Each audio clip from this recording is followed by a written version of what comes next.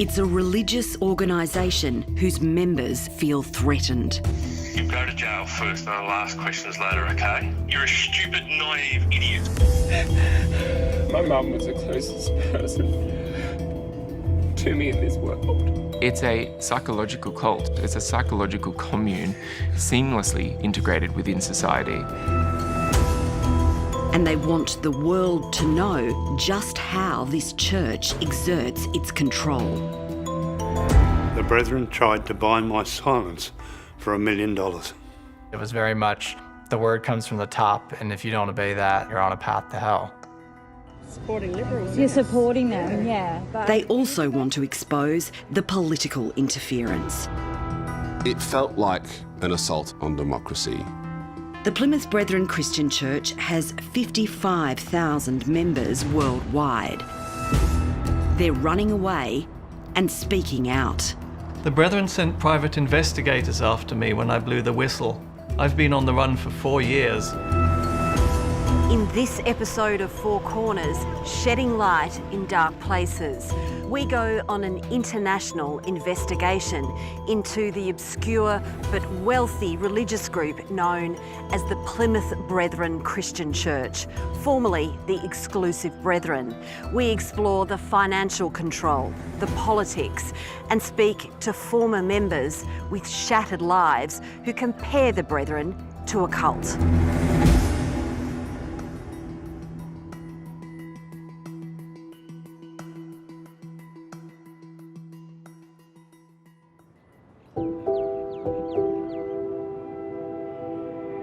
In Ermington, in the suburbs of northwestern Sydney, lies the heart of a most unlikely international empire.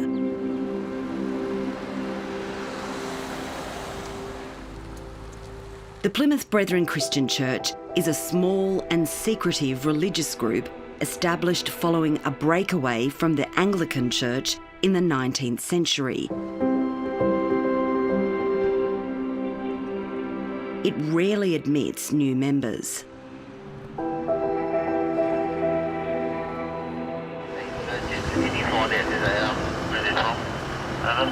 I'm just shooting for the ABC. From the ABC.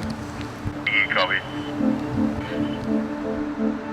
It's like a gated Christian community with walls around it, with guards there, not just keeping the world out, but keeping the people inside.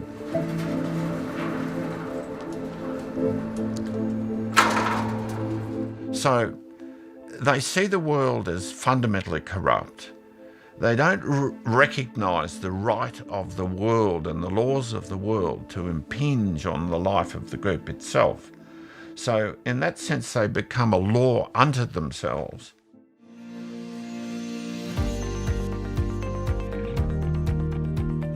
This is the picture the Brethren want the outside world to see. The church has recently uploaded a slew of happy videos of its members to its website.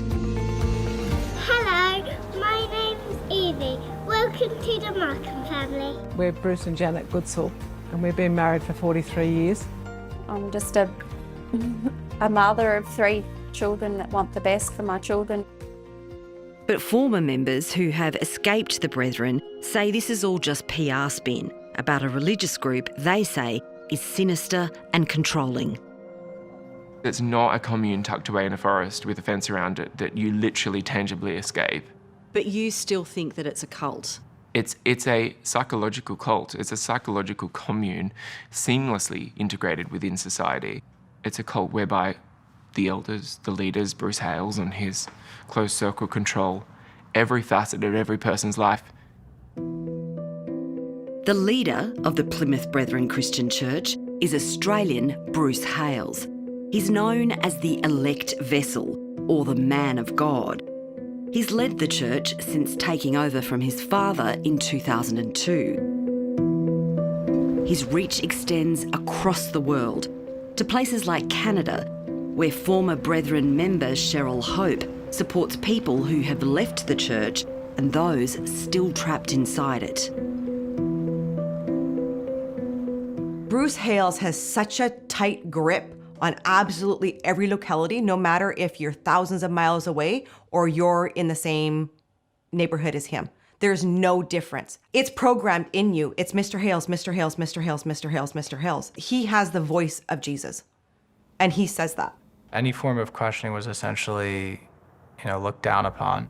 Certainly no sense of sort of like democracy or consensus. It was very much the word comes from the top, and if you don't obey that, then you're out and you're on a path to hell. And when you say the word comes from the top, from Bruce Hales? From Bruce Hales, and also his sort of, what I'll call his cabinet of leadership or enforcers. What the Plymouth Brethren say to the so-called worldlies, that's you and me, and what the church's man of God says to its flock are two quite different things.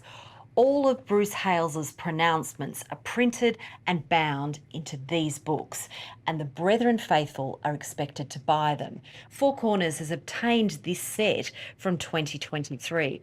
And if you have a look on the inside cover, it warns the Brethren not to disclose this material to anyone, and it threatens legal action if they do.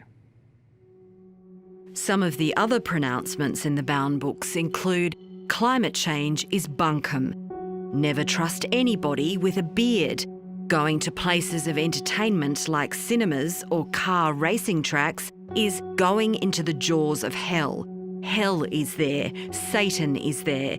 Camping is dangerous and unnecessary. On media, I don't trust any of these publishers. They're liars. Honestly, they're liars. In the main, journalists are trash. And on Indigenous Australians, described as Aborigines, I mean they're humans, don't always live like civilised humans. So much money has been poured their way. It's just been poured, literally. It's just like a great big, it's like one of these steel smelters when you see them pouring the hot molten steel out. They claim that they're a mainstream Christian church. They're anything but. They're not Christian. They're not mainstream. They're not a church. The Brethren say in a statement that the bound books may contain language and expressions rooted in Scripture and in scriptural principle, the meaning and intent of which may differ from their common usage. The church has also been criticised for its treatment of women. Women are excluded from positions of leadership in the movement. All major decisions are the decisions of men, and it's an old-fashioned view of family life, where the man is the head of the household, and what the man believes and says, that's it. The Plymouth Brethren Christian Church says it takes its guidance from the New Testament's Ephesians. The husband is the head of the wife, as Christ is the head of the church. Now, as the church submits to Christ, so also wives should submit to their husbands in everything.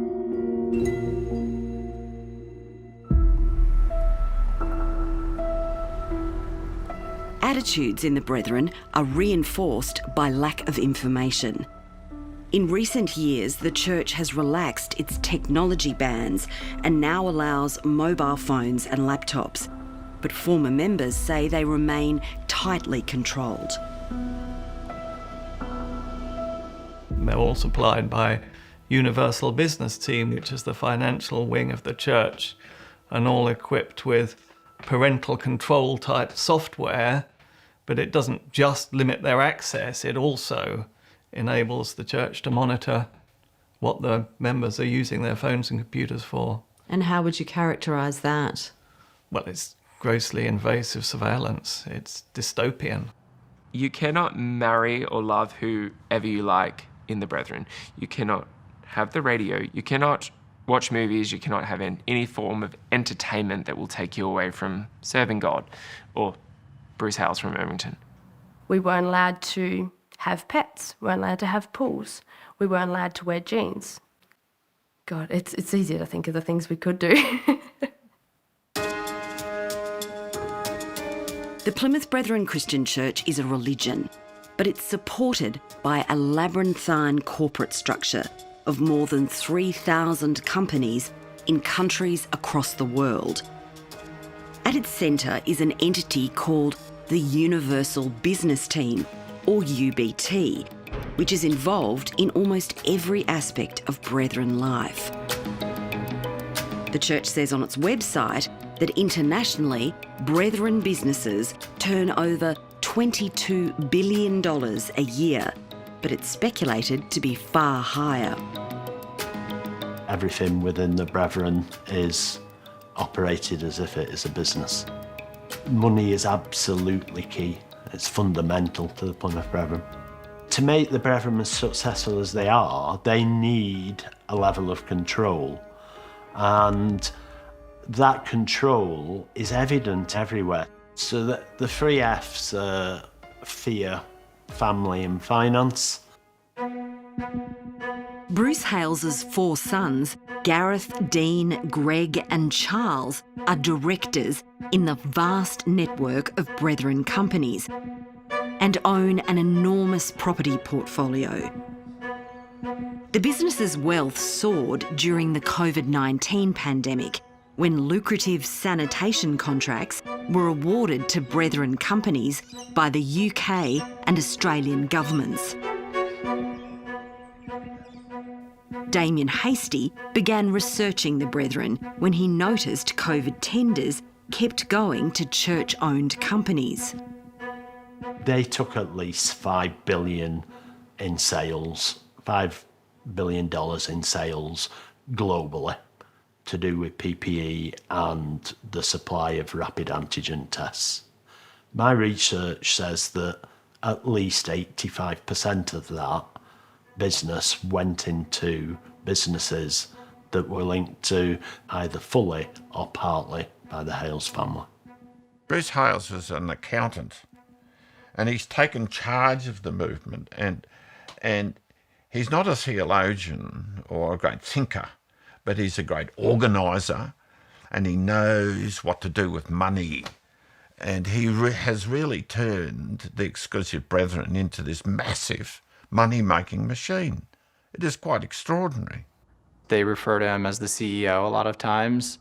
Whatever he says is final. I don't think it's accidental at all. I think they very much want you to know at all times who's truly in control. And Who's the boss? Who's the boss. They're a personality cult centered around Bruce Hales, who uses its members to make obscene sums of money. In March last year, the Brethren community was rocked. With the news, the Australian Tax Office used its access powers to raid companies, including the Universal Business Team. The ATO's Private Wealth Behaviours of Concern team investigates rich companies suspected of tax avoidance. The ATO raids of March last year were like a tsunami wave coming at the Exclusive Brethren. It's caused extraordinary ferment within the group itself. They took computers, they took files, phones, everything. The raids were executed without notice, which the ATO tells Four Corners only happens in exceptional circumstances when it suspects tax evasion, fraud, secrecy or concealment, or has a reasonable belief that documents may be disposed of, altered or destroyed, and it thinks a cooperative approach won't work.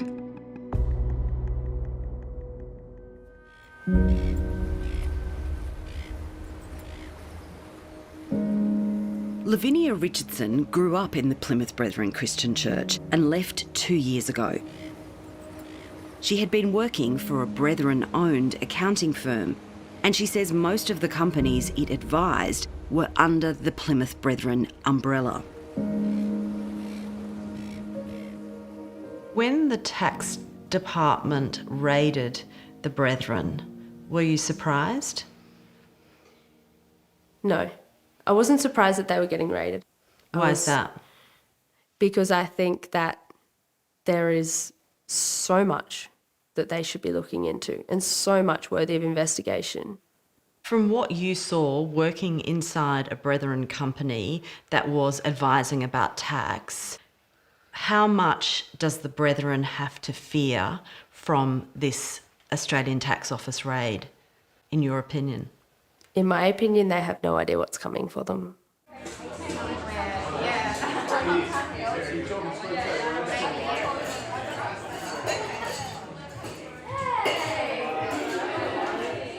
Lavinia Richardson is now living a vastly different life to the one she had before she left the Brethren 2 years ago.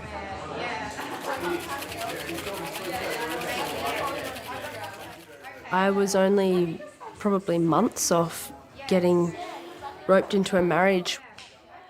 It would mean that I was then no longer subject to my father, but now subject to my husband. You're essentially a baby maker and a housewife, and nothing more than that. I wanted more for my life. Lavinia's escape was a huge feat for a 21-year-old. Went to Harvey Norman, bought a burner phone that I felt safe to call people on outside of the church, that I didn't feel like it was going to get flagged by the church or by UBT. And then I moved all my money. I went and withdrew all my savings in cash from one bank, walked up the road, opened a new bank account with all my new address, my new phone number, new email address. And then I called the local police station where I lived and said, I'm leaving in my right mind. She went to Kmart and bought her first pair of jeans, snapping this photo in a change room that day. She boarded a plane to Townsville and emailed her parents and her Brethren employer to say she wouldn't be back. Mum said, Lavinia, we are devastated. The devil has blinded you and will take you far, far further than you ever expect. On the phone the one day, she said, you know, it would have been easier if you died. Australians who haven't voted already will go to the polls today to choose the country's 48th parliament. The sort of control that leads a mother to speak to a daughter in that way extends to politics. And it played out in sharp focus before the last federal election in May. In Perth, ex-Brethren member Cassie Davies was working as a receptionist when she noticed a group of people she believed were Brethren turn up to a polling booth outside her office. I recognised one of the girls from when I was in the Brethren. I used to, have a little bit to do with her. She would have been a little bit younger than me. So I walked up to her and just started asking her questions. Cassie started filming on her mobile phone. Just volunteering, yeah. You're not on behalf of a group or anything? No? No, you're not? We've got a home loan and things are tough, cost of living and school fees. So you will be voting this year? We're supporting Liberals. The woman in this video can be seen in this Brethren photo album with her family. You're supporting them, yeah. But will you be voting? I don't usually vote because I have beliefs about voting, but I'm happy to help with what I can do. Oh, that's interesting. Yeah. So you don't vote? Cassie is herself a Liberal voter, so has no problem with genuine support for the party. I just was outraged at the hypocrisy, really, and I just wanted them to tell the truth. I know from my time in there, we don't vote, we don't get involved with politics. That's all left to a higher power. But here they are standing on a street corner handing out how to votes. It makes no sense. So the reason I'm asking is I'm quite interested in the fact that there's someone here that doesn't vote, but he's openly campaigning. And I'm wondering, who do you vote for? Do you vote? Yeah, I do vote. And who do you vote for? Well, it doesn't matter who I vote for. That's not a question you can ask. You shouldn't ask that question. The woman in the video, Amy Trewarn, told us she felt surprised and shocked by being filmed, and she volunteered because her husband asked her to. Both she and the Brethren, in a statement to Four Corners, said the decision some members made not to vote was supported by the Bible, and the Brethren said volunteering was a personal decision for members, not one for the church. There were reports of the Brethren being brought in to volunteer for the coalition around the country. It felt like an assault on democracy. It felt like they were there to buy the election. The amount of money that was spent in some seats was extraordinary. This is not a standard that Australians want repeated ever again. It was wild. Hey, how are you? Labor's Jerome Laxall ultimately won his seat of Bennelong, but he says he could certainly feel this playing out there.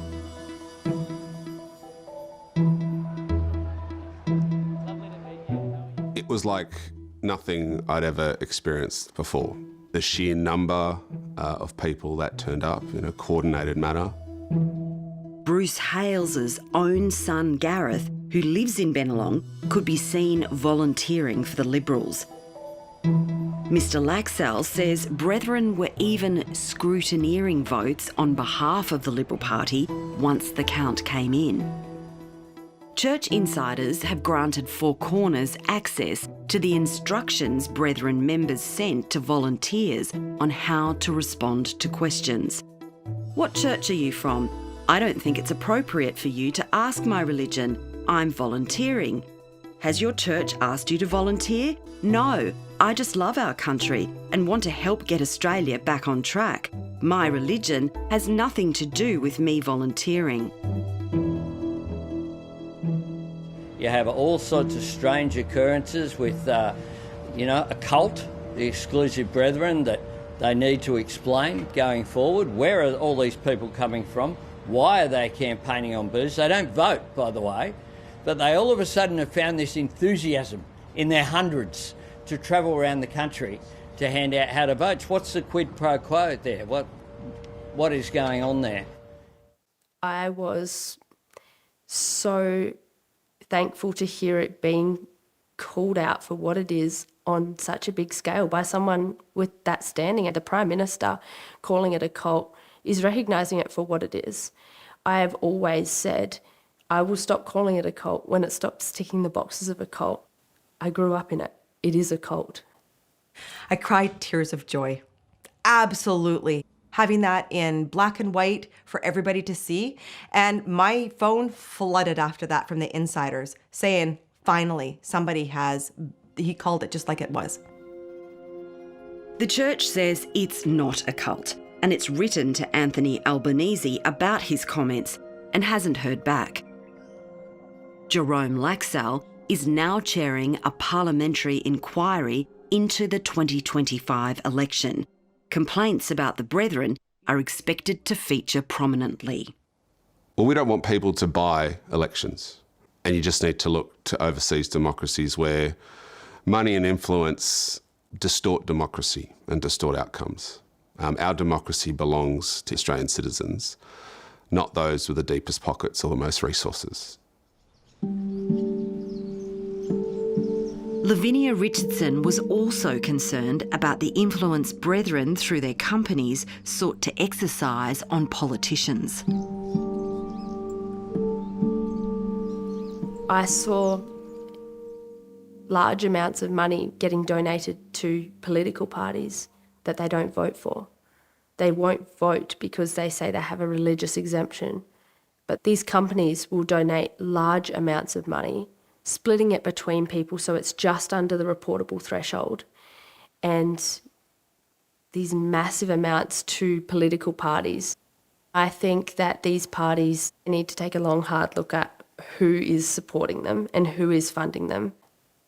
Four Corners has discovered a Brethren-owned company, Voltex Electrical Accessories, donated $115,000 to the Liberal Party 3 days before the 2022 election. A company's search for Voltex reveals Bruce Hales is its auditor. In the lead up to the 2025 Australian election, then Shadow Treasurer Angus Taylor and former Liberal Prime Minister Tony Abbott were just two of the Liberal luminaries openly supporting the Brethren. I've had a bit to do with the Brethren over the years, and they're very good people who contribute a lot to our society. The politicians championed the church's charity arm, the Rapid Relief Team, or RRT, set up in the wake of a UK government decision to challenge the Brethren's charitable status. The work RRT does right across Australia now is absolutely fantastic, and it's played an enormously important role in our community. So thank you, RRT. Four Corners can reveal that former Liberal Health Minister Greg Hunt is now employed by a Brethren company as a board advisor. That company has the same owners and the same directors as a business which won $54 million in COVID-19 contracts for rapid antigen tests and medical supplies. The contracts were awarded by the Health Department when Mr Hunt was Health Minister in the former Morrison government. Greg Hunt told Four Corners in a statement he had no dealings, meetings, contact or engagement with the company while Health Minister. Mr Hunt said all decisions were made solely by the Australian Public Service. Susan Lee is the leader of the Liberal Party and she's a strong woman. What would you say to Susan Lee about taking funding and support from the church that you left? I'd say to Susan Lee that think about women like my mother. Put yourself in her shoes, who didn't even get a chance at dreaming at a career because it wasn't offered, it wasn't allowed. You have a once-in-a-lifetime opportunity to make things better for the women in the Plymouth Brethren Christian Church, and you could start by not accepting funds or not associating with the Plymouth Brethren Christian Church. Ben Woodbury kept a video diary after he left the Brethren 10 years ago. This clip was filmed just after the last time he saw his mother. I've just finished it, saying what will probably be the last goodbye to my mother.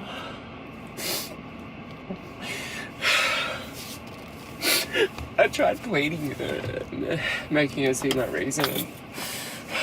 I could just see her lost, vacant look, like I was a total stranger. Like,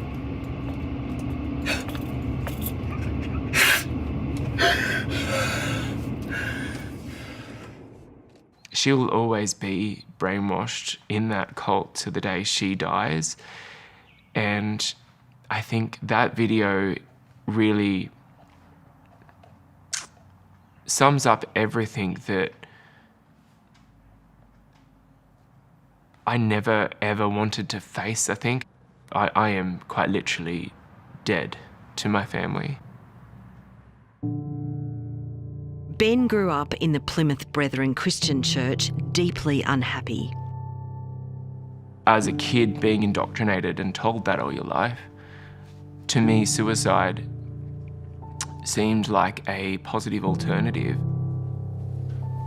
Ben realised he was gay very young, and homosexuality was absolutely forbidden in the church. He's now an antiques dealer. I wasn't successful at killing myself, but there were times where I look back and I think I was so damn close. I'm tired of seeing generation after generation of broken, hurt people.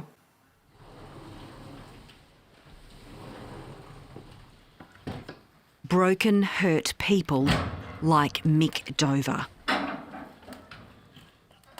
Mick's pain has been burning away inside him for decades. Talking about it makes him quick to tears. I have to do this It's the only thing I need to do to have peace.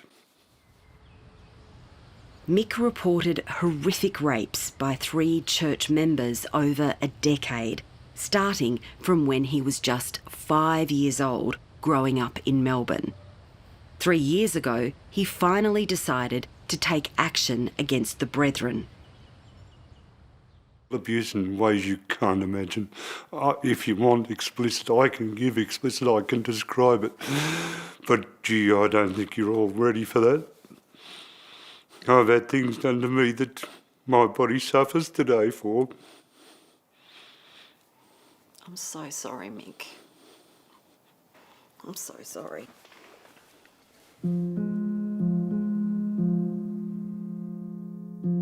Mick grew up in a wealthy Brethren family who printed Melbourne's Herald newspaper.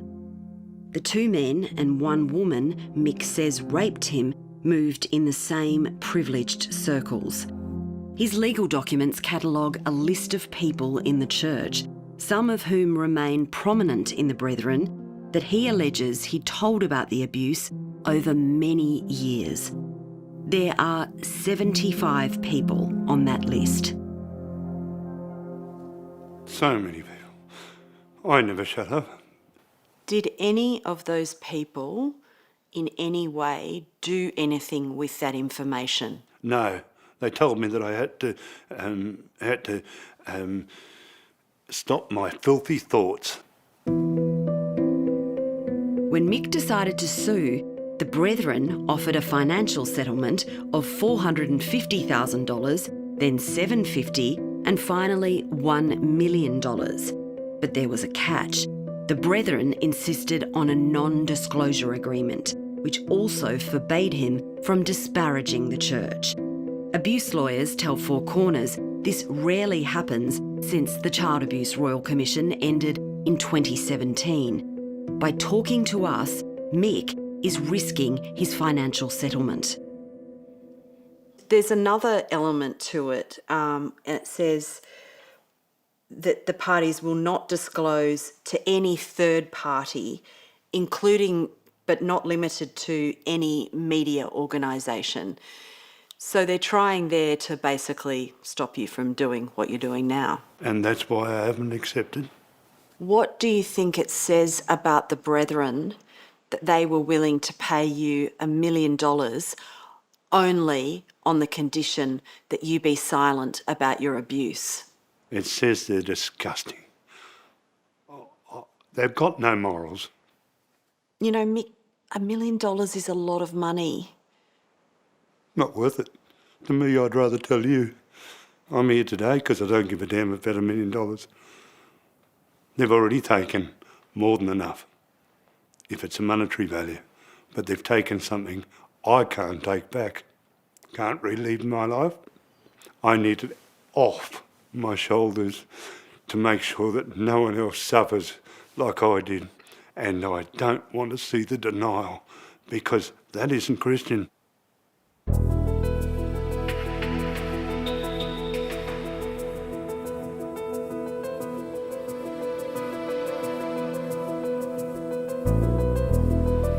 We travelled to Miami, Florida to find out just how some men in the Brethren hierarchy operate when members cross them.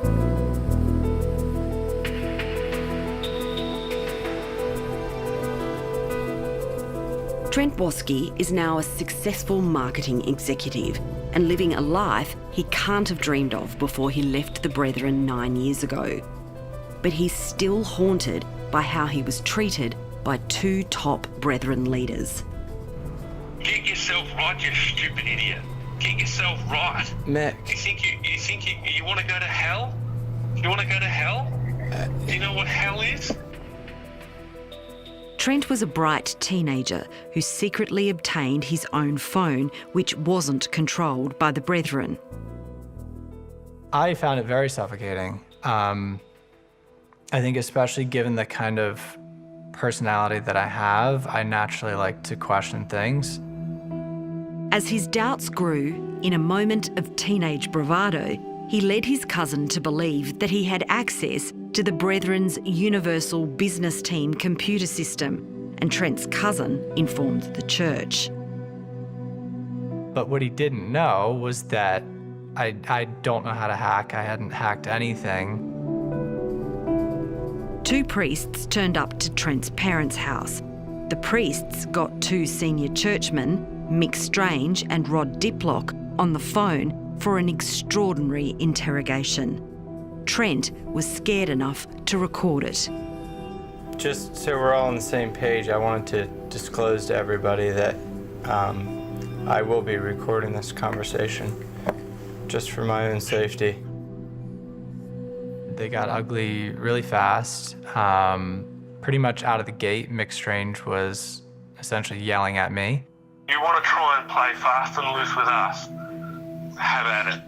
That's all I'm saying. You want to fight us? You want to fight us? The men on that recording aren't just minor players in the Brethren world. American Rod Diplock is arguably the church's most powerful figure here in the United States. And both he and the Australian on the recording, Mick Strange, are directors of a key Brethren company. Trent was just 18 years old.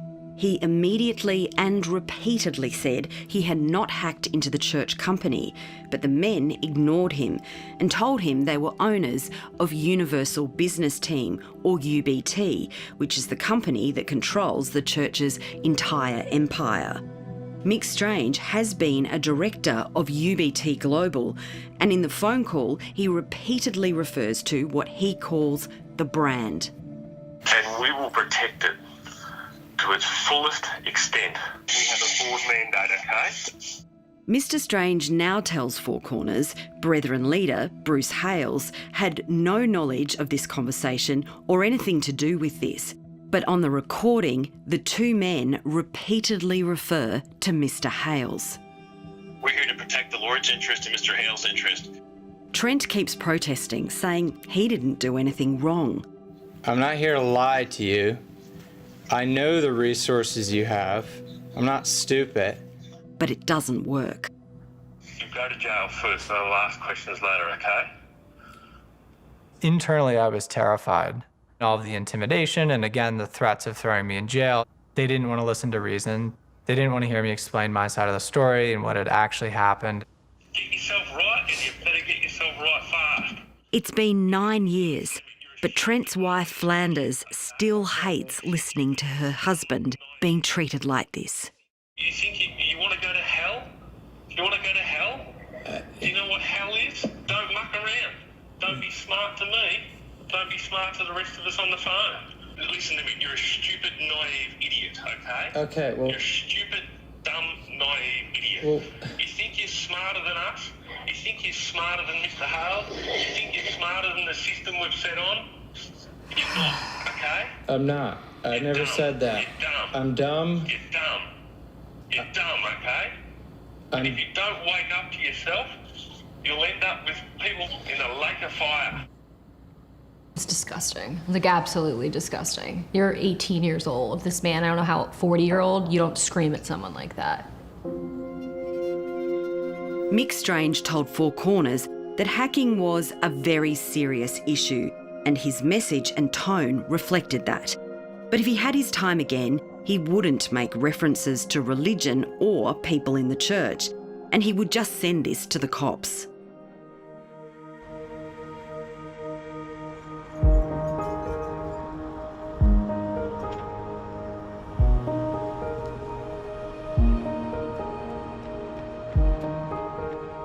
Former Brethren member Richard Marsh learned the hard way what it's like when you challenge the church. Richard has been on the run from the Brethren for 4 years. You're constantly on the alert. Every day, have they found me? Is there someone looking for me? There's no relief from it. There's no day off.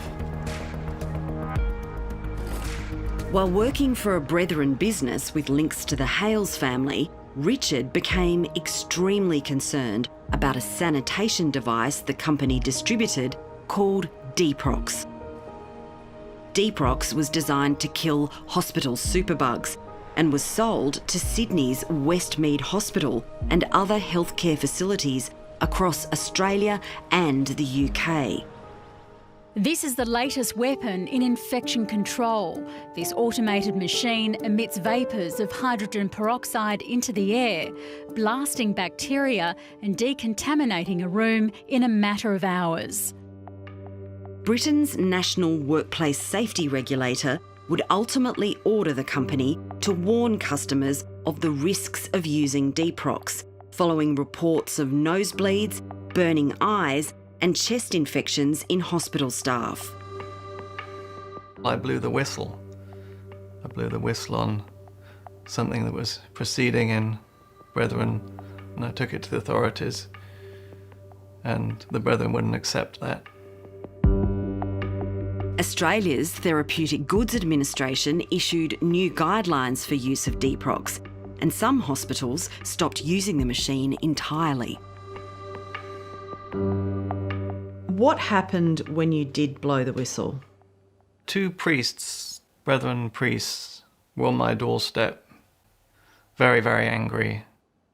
I had been treacherous, was the word they used, and unbrotherly. After blowing the whistle, Richard Marsh also criticised a Brethren member and was found by a UK court to have defamed him. Richard left the Brethren. He went to Canada and began to attack the church more generally on social media. That's when private investigators started pursuing him. A man called David Wallace was hired to track him down. He'd been engaged by a Canadian Conservative Party consultant and a lawyer working with the North American Brethren. He's a political operative, political dark arts. So if you're a politician and you want dirt on your opponent, or you want to spread a rumour about your opponent, that even if it's not true at all, David is the man. He will dig through their garbage, he will speak to people, he will invent things, he will spread rumours, he will bring down anyone that you want brought down. And he's also very good at finding people. As accustomed as David Wallace was to political dark arts, he was not prepared to do this job. And that's when he decided to warn Richard Marsh. He rang a friend of Richard's who recorded the conversation. These people are giving me the big time creeps. Big time creeps. And I want to give them their money back. I don't want to do this. Like, this is too heavy for me. I don't do this sort of stuff, but that's not what this is about. These guys are hunting this guy. David Wallace had simple advice for Richard Marsh: run. By this point, I knew something was really wrong. Really wrong. So I started making my own phone calls and found out the backstory on this Plymouth Brethren group. So I decided that Mr. Marsh needed to be removed from the situation. David Wallace cut ties with the Brethren and gave Richard all of his correspondence with the church and its lawyers, including a dossier compiled by previous private investigators also hired by the Brethren. The level of surveillance of Richard Marsh by private investigators here in Canada, later recorded in emails forwarded to him, was extraordinary. They followed his wife so much that she made 16 calls to police alleging that she'd been stalked and harassed. Richard Marsh has never been able to see his family since he escaped. He has 5 children. The youngest boy was 13 when Richard left. It makes you feel very guilty, because I know that from his perspective, he would feel that I'd abandoned him. I'd just vanished out of his life. And of course, he would be taught in the Brethren it was because I was evil and wicked.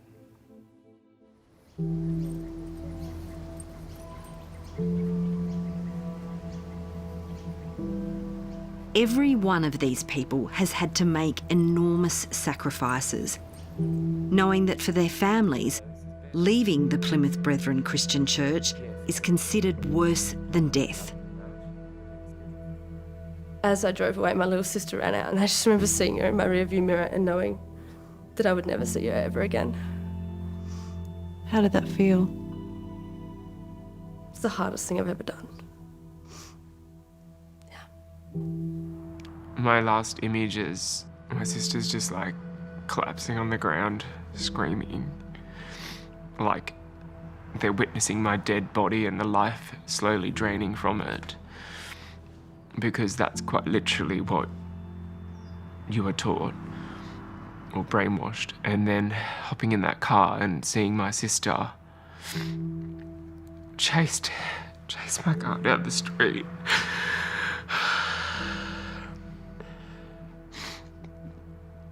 Until she was just a speck in the distance in the revision mirror.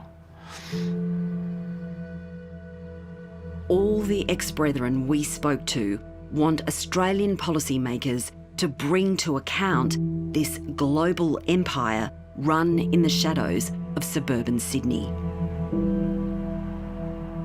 Today, I'm here for one purpose, and that is to expose the cover-up, to actually defend people that have never been listened to, that are too afraid to come forward, because the consequences are diabolical.